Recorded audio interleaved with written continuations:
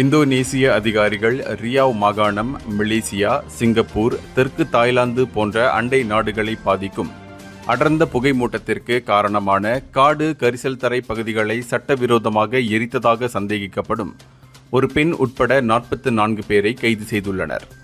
தோட்ட உரிமையாளர்கள் அல்லது பாரம்பரிய விவசாயிகள் நிலத்தை சுத்தம் செய்வதற்காக அடிக்கடி தீ வைப்பதால் ஏற்படும் இந்த காட்டுத்தீ பிராந்திய உறவுகளை பாதிக்கும் தொடர்ச்சியான பிரச்சனையாக இருந்து வருகிறது.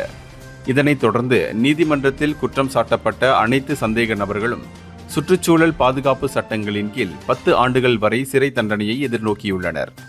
தேசிய பேரிடர் தணிப்பு நிறுவனம் BNPB வெறும் வறட்சியான வானிலை மட்டுமல்லாமல் மனித செயல்களே இதற்கு முக்கிய காரணம் என்று வலியுறுத்தியதுடன் இதுபோன்ற குற்றங்களை புரியும் குற்றவாளிகளை குறித்து தகவல் தெரிவிக்குமாறு பொதுமக்களை கேட்டுக்கொண்டது. இந்த பிரச்சனையை மேற்கொள்ளும் விதமாக மோசமான பாதிப்புக்குள்ளான ரோக்கான் ஹிலிர், ரோக்கான் ஹுலு போன்ற பகுதிகளில் தீ மேலும் புகைமூட்டத்தை எதிர்த்து போராட செயற்கை மழையை தூண்டும் மேக விதைப்பு முறையை இந்தோனேசிய அரசு பயன்படுத்தியுள்ளது. இந்தியர்களின் இதய குரல் மக்களோசை.